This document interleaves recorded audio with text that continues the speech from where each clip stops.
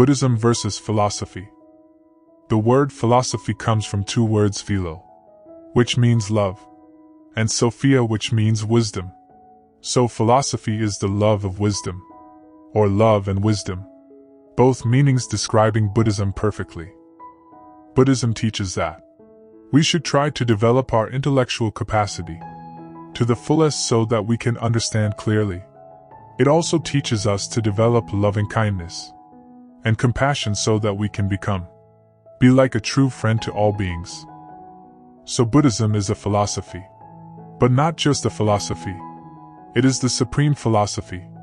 As to whether Buddhism is a philosophy, that depends upon the definition of the word, and whether it is possible to give the definition that will cover all existing systems of philosophical thought is doubtful. Etymologically, philosophy means to love. Philion, wisdom, Sophia. Philosophy has been both the seeking of wisdom and the wisdom sought. In Indian thought, philosophy should be to find out the ultimate truth. Buddhism also advocates the search for truth, but it is no mere speculative reasoning, a theoretical structure, a mere acquiring and storing of knowledge. The Buddha emphasizes the practical aspect of his teaching, the application of knowledge to life, looking into life and not merely at it. For the Buddha, the entire teaching is just the understanding of the unsatisfactory nature of all phenomenal existence and the cultivation of the path leading away from this unsatisfactoriness. Buddhism means wisdom. Therefore, Buddhism never accepts superstitions, venerating the head of tiger and buffalo, the snake and centipede deities, the Laras, consulting fortune teller, reading the horoscope, etc. However, superstitious beliefs and rituals are adopted to decorate a religion in order to attract the multitude. But after some time, the creeper which is planted to decorate the shrine outgrows and outshines the shrine, with the result that religious tenets are relegated to be the background and superstitious beliefs and rituals become predominant. The Buddha taught us to try to understand our fear, to lessen our desires, and to calmly and courageously accept things we cannot change. He replaced fear, not with blindly and irrational belief, but with rational understanding, which corresponds to the truth. Furthermore, Buddhists do not believe in God, because there does not seem to be any concrete evidence to support this idea. Who can answer questions on God? Who is God? Is God masculine or feminine, or neuter? Who can provide ample evidence with real, concrete, substantial or irrefutable facts to prove the existence of God? So far, no one can. Buddhists suspend judgment until such evidence is forthcoming. Besides, such belief in God is not necessary for a really meaningful and happy life. If you believe that God make your life meaningful and happy, so be it. But remember, more than 2/3 of the world do not believe in God, and who can say that they don't have a meaningful and happy life? And who dare to say that those who believe in God all have a meaningful and happy life? If you believe that God help you overcome disabilities and difficulties, so be it. But Buddhists do not accept the theological concept of salvation. In the contrary, based on the Buddha's own experience, he showed us that each human being had the capacity to purify the body and the mind, develop infinitive love and compassion, and perfect understanding. He shifted the gods and heavens to the self-heart, and encouraged us to find solution to our problems through self-understanding. Finally, such myths of God and creation concept has been superseded by scientific facts. Science has explained the origin of the universe completely without recourse to the God idea. In Buddhism, faith in supernatural power is only a need to soothe the people in distressed situations. In extremely distressed situations, people have a tendency to turn to faith or exterior power for support. consolation and blessing. Buddhism, on the contrary, is indifferent metaphysical and supernatural questions, for Buddhism maintains and upholds the ability and intellectual capacity of man. In Buddhism, man must not be passive and dependent on others. In Buddhism, man has his own responsibility to free himself. Thus the Buddha taught, in the Nirvana Sutra, "You must light the torch for yourselves." The Buddha is one who leads the way. The goal of liberation can be reached only by you yourselves and nobody else. Buddhists never believe in the belief, which is not based on reason or fact but on association of imaginations or magics. If you can show us, Buddhists, a careful study of the existence of a God, written by a scientist, we will concede that belief in God is not fabulous. But we Buddhists have never heard of any research on God, and scientists simply wouldn't bother to study such impossible things. So I say there is no evidence for the existence of God. A long time ago, when people had no knowledge of science, people were unable to explain the origin of the universe. So they turned to God as a creator of the universe. But in the 21st century, scientists have explained very clearly on the origin of the universe, without recourse to the God idea. Thus we must see that our inability to explain the origin of the universe does not prove the existence of God or gods. Thus the Buddha always reminded his disciples, "Do not rush to believe in anything without examining carefully, even my teachings." Besides, the Buddha advised his disciples not to exercise psychic power in order to convert people with blind faith. He was referring to the miraculous power to walk on water, to exorcise spirits, raise the dead, and perform the so-called supernatural practices. He was also referring to the miracles of prophecy, such as thought reading, soothsaying, fortune-telling, and so on. When people with blind faith see the performance of such powers, their faith deepens.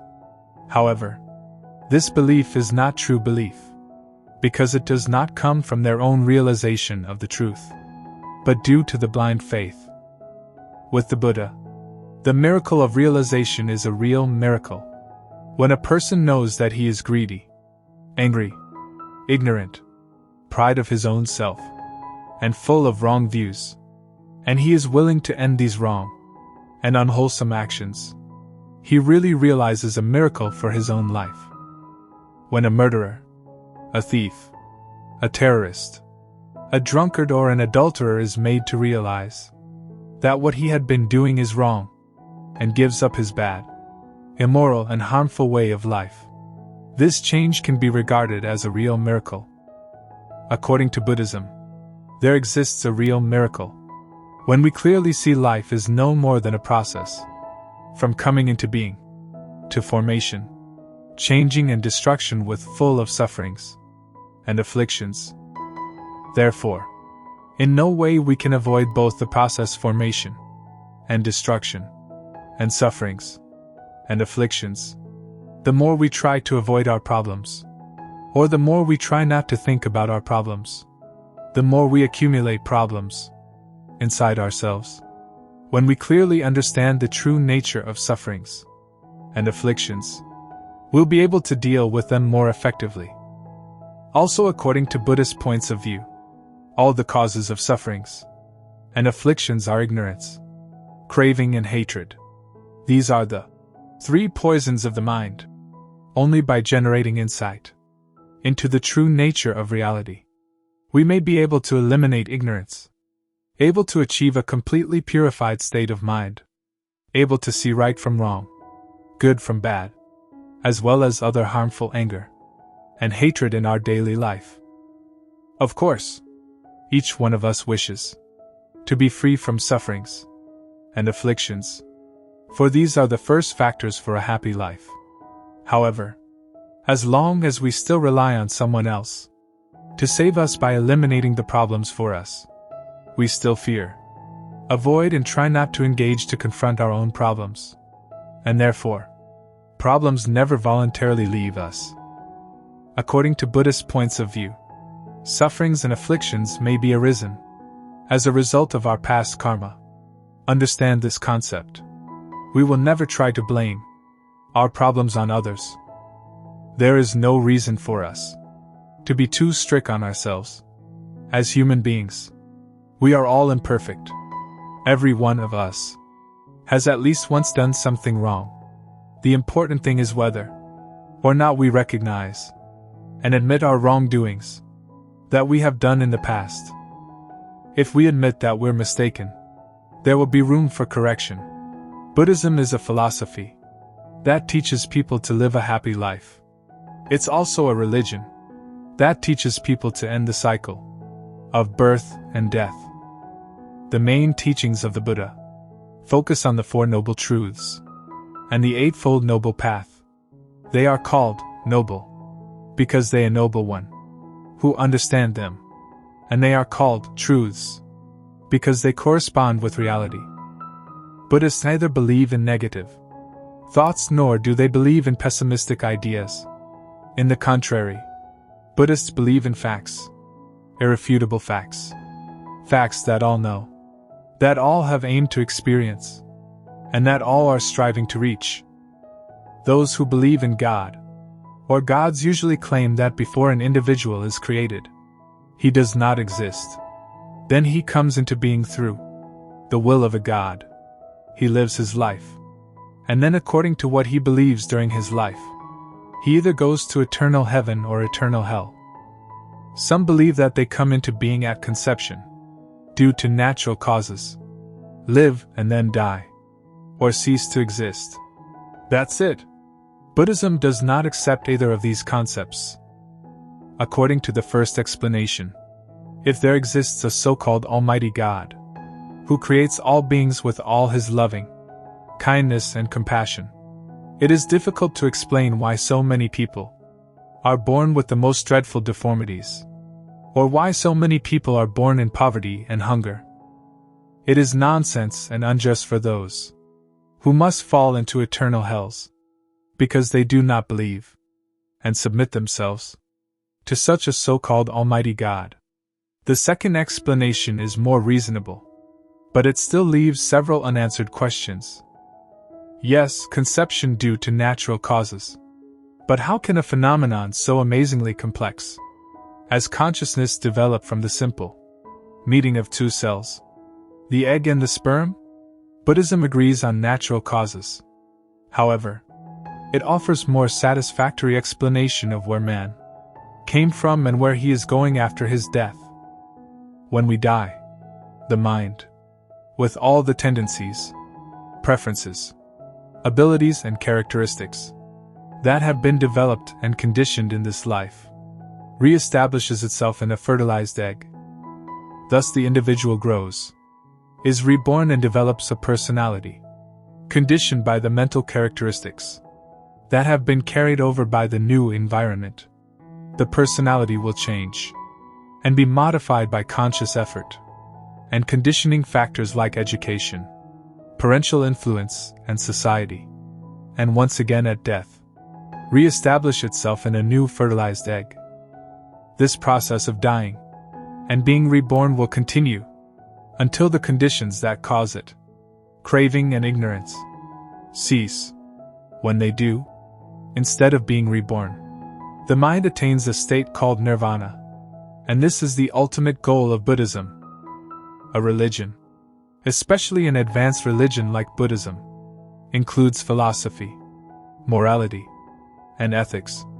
Indeed, Buddhism can be said to consist almost entirely of the teaching of philosophy and morality.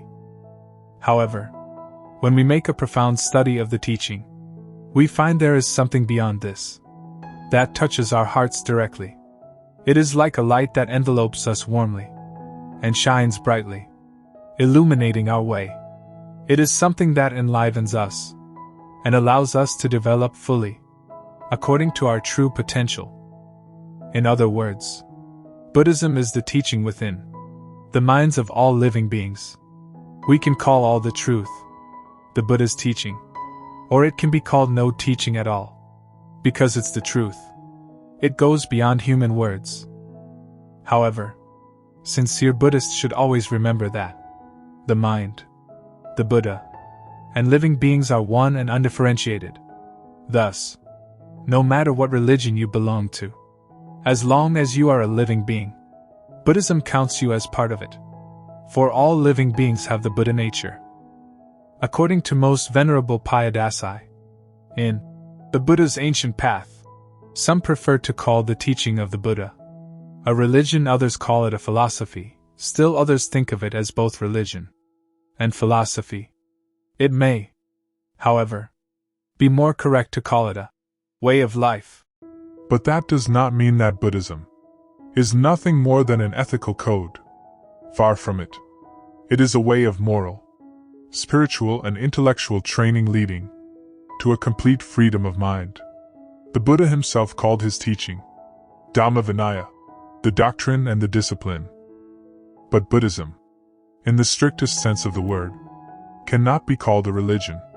For if by religion is meant action of conduct indicating belief in, reverence for, and desire to please a divine ruling power, the exercise or practice of rites, or observances implying this recognition on the part of man of some higher, unseen power as having control of his destiny, and as being entitled to obedience, reverence, and worship.